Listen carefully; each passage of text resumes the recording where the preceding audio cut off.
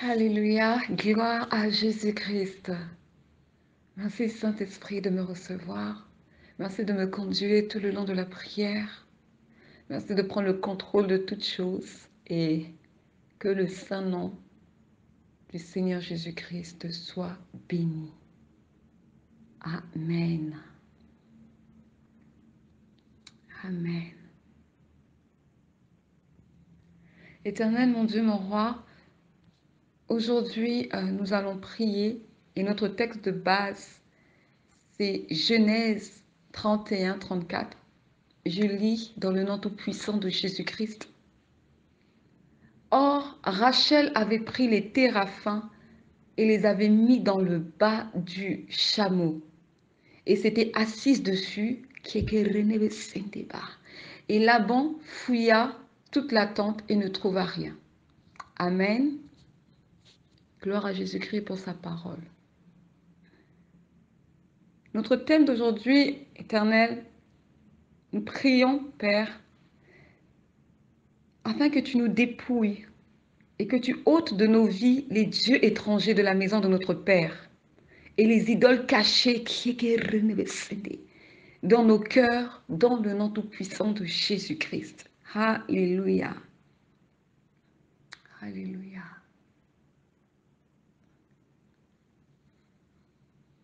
Alléluia.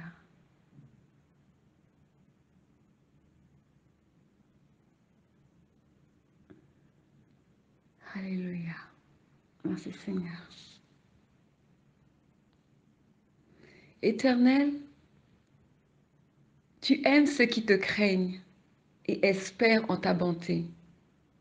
Tu es celui qui bénit jusqu'à la 1000e génération et maudit jusqu'à la 4e génération.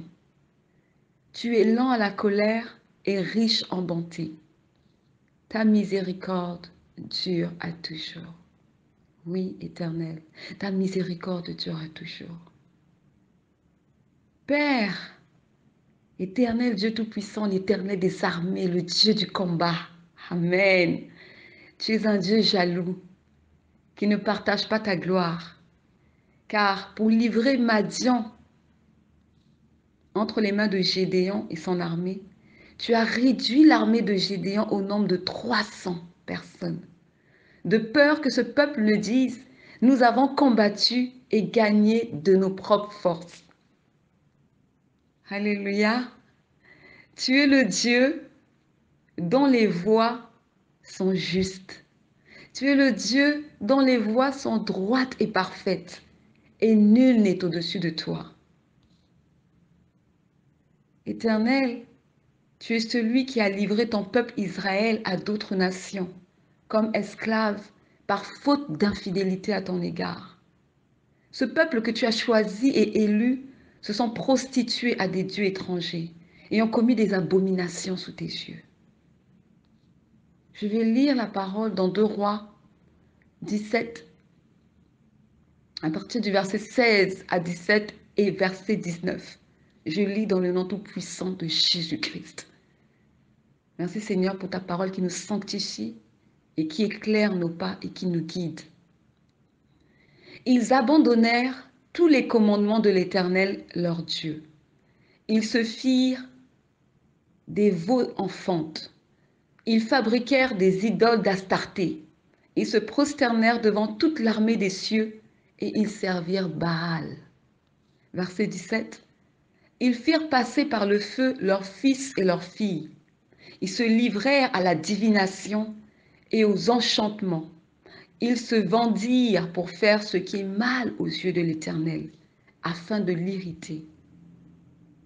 Verset 19.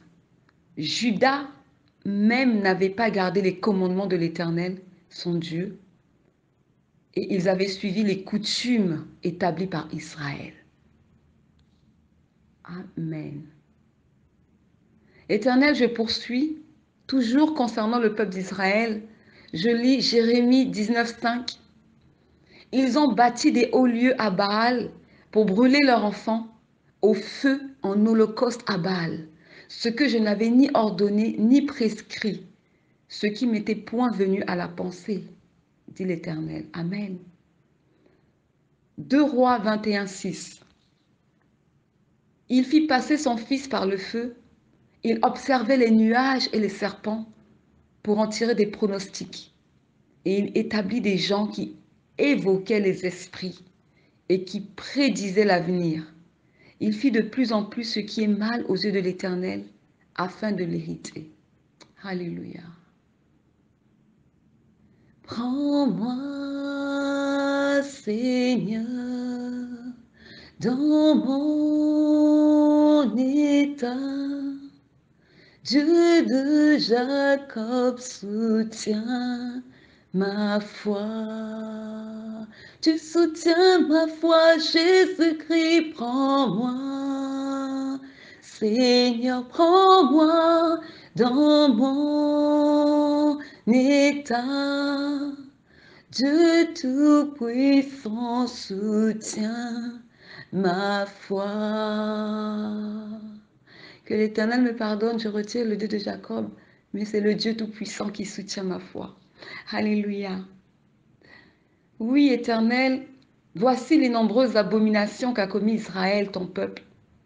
Et c'est en agissant de la sorte qu'ils t'ont excité à la colère. Et à cause de cela, tu les as livrés au pillage et entre les mains du roi de Babylone comme esclaves pendant 70 ans, comme l'avait annoncé le prophète Jérémie. Mais après 70 ans, après que ces années se soient écoulées, toi, Éternel, tu as promis de rétablir Jérusalem et de la relever de ses ruines en rassemblant ton peuple. Alléluia. Gloire à Jésus-Christ. Éternel, tu es digne. Tu ne supportes pas voir le mal. C'est notre propre désobéissance qui nous fait sortir de tes voies et qui attire le malheur sur nous. Alléluia. Voici, Père, je prie, prête oreille à nos supplications. Israël est né dans la maison. Nous sommes un peuple racheté au prix du sang versé à la croix. Nous ne méritons pas ta grâce, mais c'est ton amour qui nous a trouvés. Nous venons des nations, ce peuple qui vit selon les penchants de leur cœur, étranger aux lois de Dieu, considérant et observant plus la coutume que Dieu. Père, je viens d'une famille dans laquelle les abominations ont été commises. Beaucoup de pratiques que tu as interdites et que tu n'as pas prescrites ont été pratiquées au sein de ma famille. Je cite la pratique d'invocation d'esprits de mort, la consultation des pronostiqueurs, la pratique du culte aux ancêtres, pratique de la chefferie et notable, pratique de la sorcellerie et magie indienne, sacrifice des bébés, sacrifice humain pour pérenniser le pouvoir, l'inceste, l'adultère et la polygamie.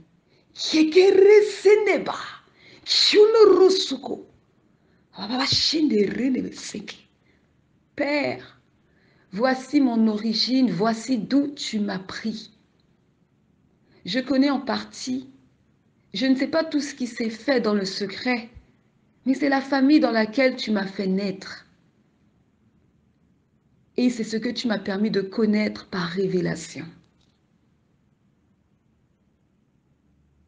Mais aujourd'hui, tu as fait de moi ta fille. Aujourd'hui, Éternel, tu m'as sorti des ténèbres afin que je marche dans ta lumière, afin que je puisse dénoncer les œuvres des ténèbres.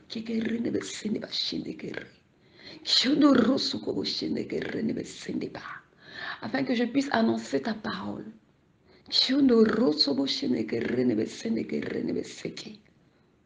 Alléluia. Afin que ceux qui soient captifs soient libérés dans le nom tout-puissant de Jésus-Christ. Afin que ceux qui soient encore enchaînés, Seigneur, soient déliés de leur chaîne dans le nom tout-puissant de Jésus-Christ. Afin que ceux qui n'ont plus espoir, en écoutant ta parole de vie, en écoutant la bonne nouvelle, reprennent vie et espoir en Jésus-Christ. Alléluia.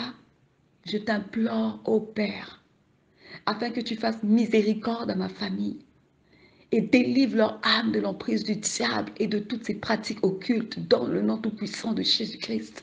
Père, je prie afin que tu ôtes que tu ôtes de ma vie les dieux étrangers de la maison de mon Père, dans le nom tout-puissant de Jésus-Christ. Tu es le Dieu que j'ai choisi de servir, et au-dessus de toi, il n'y a pas d'autre Dieu, car tu es l'Éternel Dieu. Alléluia, celui qui a créé les cieux et la terre, le Dieu véritable.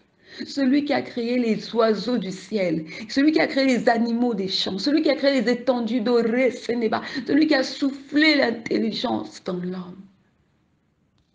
Oui, c'est toi, Père. C'est en toi que je me confie, c'est en toi que j'espère. Je prie que tout lien, que toute attache qui me lie encore à leur pratique occulte inconsciemment soit brisée dans ma vie dans le nom tout-puissant de Jésus-Christ. Car je suis enracinée, fondée en Jésus-Christ, enracinée dans la parole de vie. Je révoque toute réclamation satanique de la maison de mon Père, car il n'y a plus de condamnation pour ceux qui appartiennent à Jésus-Christ et qui marchent selon la direction du Saint-Esprit. J'ai été rachetée par le sang de Jésus-Christ.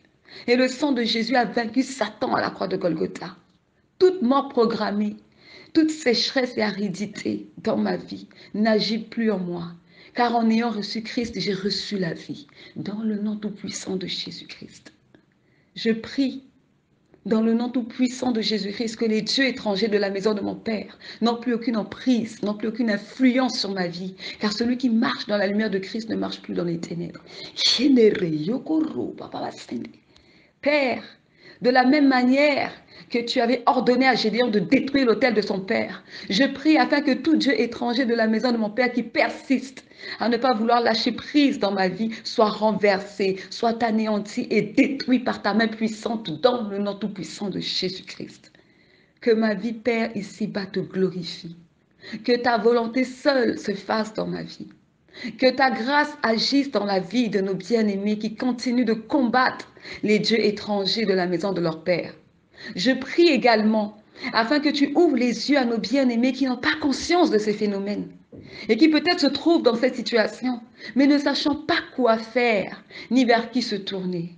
Père, manifeste-toi dans leur vie et révèle-toi à eux comme tu t'es révélé à moi dans le nom tout-puissant de Jésus-Christ. Je te rends grâce et te dis merci pour ma vie. Merci Père pour tout ce que tu es et pour tout ce que tu fais. Que ton nom soit glorifié pour les bonnes et les mauvaises situations dans ma vie, dans le nom tout-puissant de Jésus-Christ. Alléluia. Amen. Que Dieu soit glorifié à jamais. Que son saint nom soit élevé d'âge en âge. Oui, que le nom du Tout-Puissant ne cesse d'être loué dans nos bouches, ne cesse d'être témoigné, ne cesse d'être proclamé. L'Éternel, le Dieu vivant. Alléluia. Gloire à ton saint nom, ô Père. Gloire à toi, Jésus. Alléluia. Éternel, je poursuis. Voici, nous prions pour les idoles cachées dans nos cœurs. Et cette prière, nous l'adaptons au texte de Matthieu 6, 24. Je lis dans le nom tout-puissant de Jésus-Christ. Nul ne peut servir deux maîtres, car ou il haïra l'un et aimera l'autre, ou il s'attachera à l'un et méprisera l'autre. Vous ne pouvez servir Dieu et maman. Amen. Éternel, nous te présentons nos cœurs. Nous prions afin que tu nous délivres de toute idole cachée. Gloire soit rendue à l'Éternel de nous permettre de prier dans un moment tel que celui-ci. Alléluia. Jésus est amour, gloire à Dieu. Jésus est amour, gloire à Dieu. Jésus est amour, gloire à Dieu. Il est amour, alléluia. Jésus est amour, gloire à Dieu. Jésus est fidèle, gloire à Dieu. Jésus est fidèle, gloire à Dieu. Il est fidèle, alléluia.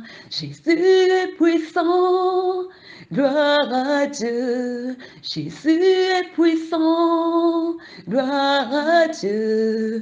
Jésus est puissant, gloire à Dieu. Il est puissant, alléluia. Jésus est le roi, roi de gloire. Jésus est le roi, roi de gloire. Jésus est le roi, roi de gloire. Il est le roi, alléluia. Alléluia. Gloire à Jésus-Christ. Alléluia. Nous allons prier dans le nom tout-puissant de Jésus-Christ. Nous prions comme jamais. Et nous prions, nous présentons nos cœurs à l'Éternel, car seuls nos cœurs peuvent être purifiés afin que nos vies soient transformées. Alors venons toujours devant le Seigneur avec un cœur sincère, un cœur vrai, dans le but que le Seigneur nous purifie, dans le but que nous puissions expier le péché qui est en nous, les choses qui ne glorifient pas Dieu en nous. La meilleure façon de plaire à Dieu, c'est d'être vrai. Nous ne sommes pas parfaits, non. Mais c'est la parole, c'est l'obéissance à la parole qui nous rend parfaits. Nous sommes dans un corps pécheur, un corps qui se débat chaque jour. Soit on veut faire le bien, soit on veut faire, on nous pousse, la chair nous pousse à faire le mal. Donc on se débat, c'est un combat. Mais dans ce combat, sachez une chose, que nous avons la victoire car celui qui est en nous est plus fort que le prince de ce monde. L'obéissance vaut mieux que le sacrifice. Alléluia. Gloire à Jésus-Christ. Éternel mon Dieu, il est vrai que nous ne pouvons pas servir deux maîtres à la fois. Judas l'a fait. Il a servi ses propres intérêts et a servi le maître des lèvres et non du cœur. Résultat, son aveuglement l'a trompé et l'a conduit à la mort. Lorsque Israël marchait dans l'obéissance, ils vivaient dans la paix et la prospérité. Mais quand leur cœur se détournait de Dieu pour se livrer aux idoles, en fabriquant les dieux de fente et en livrant leurs fils et leurs filles aux idoles, le malheur, la désolation, la mort s'abattait sur Israël. De même que lorsque le roi David était tombé dans le piège de l'adultère et que, aveuglé par le penchant de son cœur pour Bathsheba, il a fait tuer son homme de guerre, Uri le Hittite. Le cœur du roi David s'était éloigné de Dieu et avait fait ce qui était mal aux yeux de Dieu. Alléluia. C'est pourquoi la parole nous dit, recherchez premièrement le royaume et sa justice, et le reste viendra par la suite. Ce qui sous-entend que rien ne doit prendre la première place dans notre cœur si ce n'est la parole de Dieu et faire la volonté de Dieu. Amen. Mais nous vivons dans un monde où la technologie et le modernisme a presque atteint son summum. Et où nous, les humains, croyons que le bonheur vient du confort. Croyons que le bonheur vient des richesses acquises. Croyons que le bonheur vient de la popularité, la célébrité. Mais tandis que le bonheur vient de Dieu. Amen. Là où les inventions scientifiques et technologiques impressionnent, mais elles ne pourront jamais être égalées, car Dieu reste puissant. Dieu est Dieu. Dieu est souverain. Et personne n'est au-dessus de lui. La science ne peut rien. Dieu a créé l'homme et Dieu est la science. Il est lui-même la science. Alléluia. Père, nous vivons dans un monde où le cœur du chrétien est partagé. Oui, le cœur du chrétien est partagé entre prioriser Dieu d'abord ou prioriser la vie de confort ou tout simplement penser à notre développement personnel. Oui, Père, nos cœurs sont partagés. car nous abritons beaucoup d'idoles cachées en nous. Psaume 115, verset 4 nous dit, leurs idoles sont de l'argent et de l'or.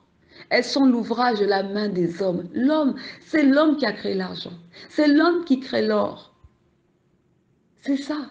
C'est l'homme qui fait ces choses. Mais nous ne pouvons pas adorer ces choses. Elles sont faites de mains d'hommes. Mais nous devons adorer ce qui vient d'en haut, ce qui vient de notre Père céleste. Alléluia. Père, l'idole liée à l'amour de l'argent devient une obsession. Le coût de la vie ne cesse d'augmenter et nous pousse à vouloir multiplier les petits boulots. Le travail nous prend tellement de temps qu'au final, nous n'avons plus assez de temps pour adorer et servir notre Dieu convenablement. Marc 7, 13 nous dit ceci.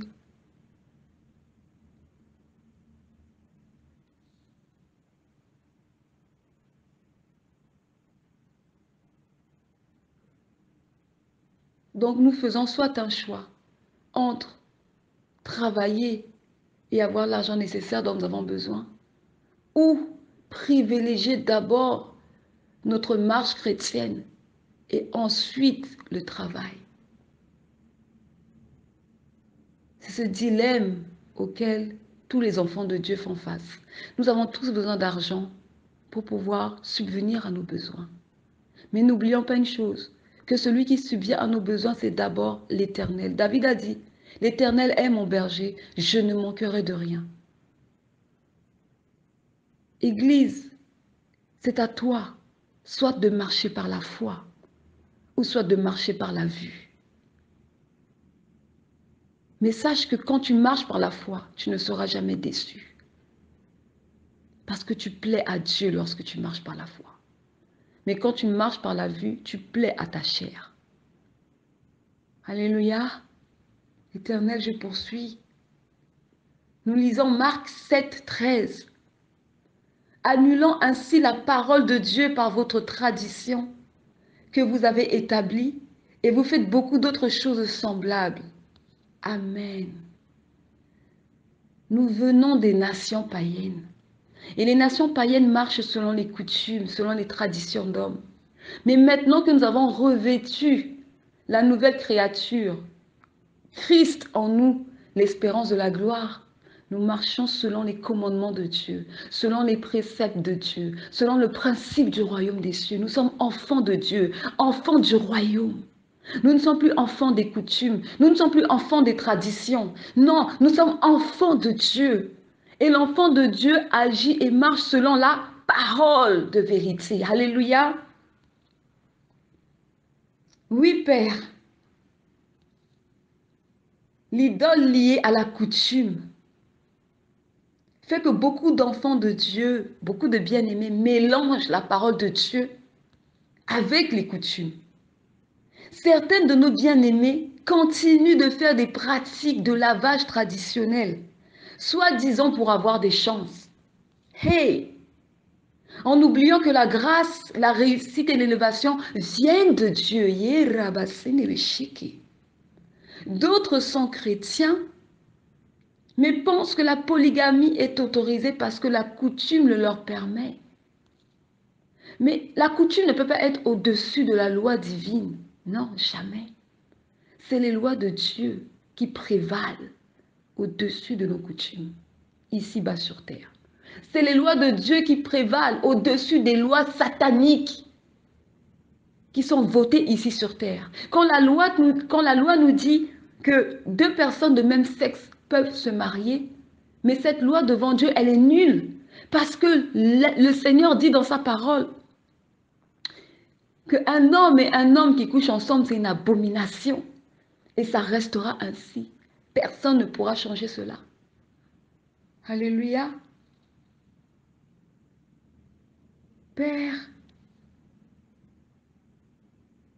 certains bien-aimés qui croient en Christ font encore usage des protections de la famille. Vont au village pour chercher des protections. Oublions que c'est l'Éternel Dieu qui protège. David a dit, c'est en l'Éternel que je trouve un refuge. La parole me dit encore, l'ange de l'Éternel campe autour de ceux qui craignent Dieu. Alléluia. Non, parlons franchement. Quand on parle des protections, au fait, c'est tout simplement des démons. Et le démon ne peut pas protéger l'homme. Ce sont des pouvoirs sataniques. Donc, quand une personne va chercher des protections, elle se livre au diable. Au fait, tu te lèves consciemment, tu vas, tu payes pour un service, pensant que ce service va te protéger, mais au fait, tu donnes ta vie au diable. Et croyant, parce que tu vas mettre foi sur ces choses, tu vas croire que ça te protège, non. En fait, tu as donné accès au diable et le diable peut maintenant faire ce qu'il veut dans ta vie. Et là, tu te retrouves avec des blocages dans ta vie que tu ne comprends pas pourquoi. Mais parce que tu as livré ta vie au diable. Et ce n'est pas la faute à Dieu. Parce que tu l'as fait consciemment. Tu l'as fait de ta propre volonté. Alléluia. Que le Seigneur délivre ses enfants. Que le Seigneur Dieu Tout-Puissant vienne et délivre ses enfants de ces fausses croyances. Afin qu'ils croient fermement en la parole du Seigneur Jésus-Christ. Car c'est elle qui nous a franchis. Et c'est elle seule qui peut nous sauver et nous protéger. Alléluia. Tant que nous la mettons en pratique. Que Dieu soit glorifié. Père éternel, l'influence de la coutume agit encore sur eux, sur ces bien-aimés qui font ces pratiques. Ils sont encore liés dans ces choses. C'est pourquoi je prie afin que tu étends ta main puissante sur leur vie et que tu les délivres dans le nom tout-puissant de Jésus-Christ. Et parfois, quand ça les arrange, pour ne pas faire face à la parole du Seigneur, ils préfèrent marcher selon la coutume. Mais une fois de plus, ils sont dans l'aveuglement, ils sont perdus. Car ce n'est pas ce que le Seigneur nous recommande dans sa parole. Père, nous prions afin que tu agisses et que tu nous délivres des idoles cachées. Nous prions afin que tu retires la fausseté de nos cœurs et ces désirs malsains qui nous éloignent de toi, dans le nom tout-puissant de Jésus-Christ. Alléluia. Aie pitié de nous. Oui, Seigneur, aie pitié de nous parce que ce n'est pas normal qu'après avoir reçu la vérité, nous puissions encore faire de telles choses. Non. C'est pourquoi nous avons besoin de ta grâce éternelle. Aie pitié de nous et miséricorde de nous et dépose un regard favorable sur nos vies. Tu es l'Éternel qui t'est révélé à nous par ton Fils Jésus-Christ. Nous prions, Père, afin que tu nous enseignes tes voies et que tu gardes nos cœurs à toujours tête agréable et à s'éloigner de la fausseté, de la tromperie et de la duplicité dans le nom tout-puissant de Jésus-Christ pour pouvoir faire ce qui est droit et juste devant le Seigneur. Car un cœur partagé est un cœur faux. Nous reconnaissons être dans un cœur pécheur, mais nous reconnaissons aussi que ce qui nous rend parfaits, c'est l'obéissance à ta parole. Alors nous prions dans le nom tout-puissant de Jésus-Christ, afin que tu nous accordes cette grâce de toujours demeurer sur le chemin étroit éternel, dans l'obéissance à ta parole, la crainte de ton saint nom, et à faire ta volonté. Alléluia. Car si tu as permis que nous ayons été rachetés par ton sang, c'est parce que tu as un plan pour nos vies. Et notre désir est de pouvoir être en accord avec les plans que tu as pour nos vies éternelles, dans le nom tout-puissant de Jésus-Christ.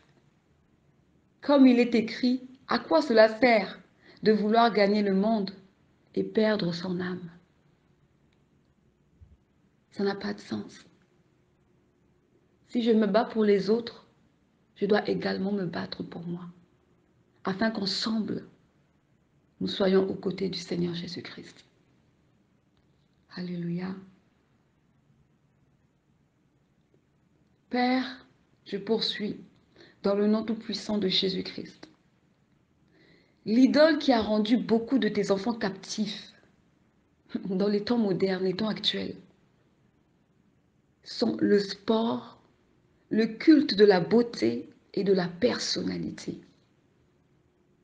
Voici les pièges du diable qui emmèneront beaucoup en enfer s'ils ne se ressaisissent pas, si Dieu ne leur accorde pas la grâce de se ressaisir. et s'ils ne prennent pas conscience que leur salut est plus important que les choses de ce monde. Au nom de la beauté, Père, on se fait faire grossir la poitrine. Au nom de la beauté, on fait gonfler le fessier. Au nom de la beauté, on a recours à la chirurgie plastique. Au nom de la beauté, on tatoue les sourcils. Aïe, aïe, aïe. En agissant ainsi, Père, nous te trompons. En agissant ainsi, nous te corrigeons, Éternel. Nous te blâmons. En fait, nous voulons te dire par là que tu nous as mal bâtis. La manière dont tu m'as créé, Éternel, je ne suis pas satisfaite. Et c'est l'insatisfaction de nos cœurs qui nous pousse à faire ces choses. Comme un homme infidèle, insatisfait de sa femme, il va tromper sa femme. C'est ça, c'est la même chose. L'insatisfaction nous pousse à aller pécher, nous pousse à sortir des voies de Dieu, nous pousse à chercher nos propres solutions, nous pousse à aller chercher notre propre plaisir. Alléluia. Mais malheureusement, pour certaines qui font ces opérations chirurgicales, ça tourne mal parce que certaines sont défigurées de visage et d'autres trouvent la mort dans ces blocs opératoires. Et comme la Bible dit, le salaire du péché, c'est la mort. Est-ce que Dieu vous envoie faire ces choses? Est-ce que le Saint-Esprit t'enseigne à faire ces choses? Est-ce qu'il y a un passage dans la Bible qui te dit que si tu n'es pas satisfait de ta poitrine, tu vas l'augmenter? Si tu n'es pas satisfait de ton fessier, tu vas prendre des produits pour les augmenter? Non. Non. Père, aie pitié et délivre ton peuple. Le football, le foot a pris la première place dans les cœurs de beaucoup de tes enfants. Le foot est devenu une idole, au point où c'est un crime de rater ne fût-ce qu'un seul match à la télévision. Tout le monde est scotché devant la télévision. Jusqu'à même, il y a des personnes qui font cramer la nourriture pendant que le foot passe. Il y en a qui ne décrochent plus leur téléphone parce qu'ils sont devant la télé en train de suivre le foot. Mais Seigneur, si nous pouvons être vraiment aussi assidus comme ça en méditant ta parole, c'est pourquoi nous prions, Éternel. Ôte ces idoles de nos cœurs, balaie ces idoles de nos cœurs. Nous te présentons nos cœurs, viens, délivre nos cœurs. Brise ce qui n'est pas de toi. Retire, Éternel, ce qui nous empêche de grandir dans tes voies. Au nom tout puissant de Jésus-Christ. Car l'idole, lorsqu'elle est dans nos cœurs, elle nous éloigne de toi et elle dispute la place de Dieu dans nos vies. L'idole n'est pas une bonne chose. L'idole, c'est le péché. L'idole, c'est l'infidélité à Dieu. Et l'idole nous mène en enfer. Que le Seigneur nous délivre. Au lieu que Dieu soit en premier dans nos cœurs, il est maintenant en seconde position. Église, ma bien-aimée sœur dans la foi, prenons soin de notre cœur et veillons sur tout ce qui entre. Car ce que nous laissons entrer dans notre cœur peut soit le polluer, soit le rendre saint. Proverbe 4, 23 nous dit ceci. Garde ton cœur plus que toute autre chose, car de lui viennent les sources de la vie. Amen. Sanctifions nos cœurs par la méditation de la parole quotidienne et la pratique de celle-ci. Ainsi, nous permettrons au Saint-Esprit de grandir en nous et de s'établir en maître. Ne laissons pas les idoles faire des brèches dans notre relation avec le Seigneur. Défendons le Seigneur comme une épouse défend son foyer, afin que celui-ci demeure stable. Jésus intercède pour nous auprès du Père. Oui, Jésus nous défend auprès du Père. Jésus intercède pour le coupable.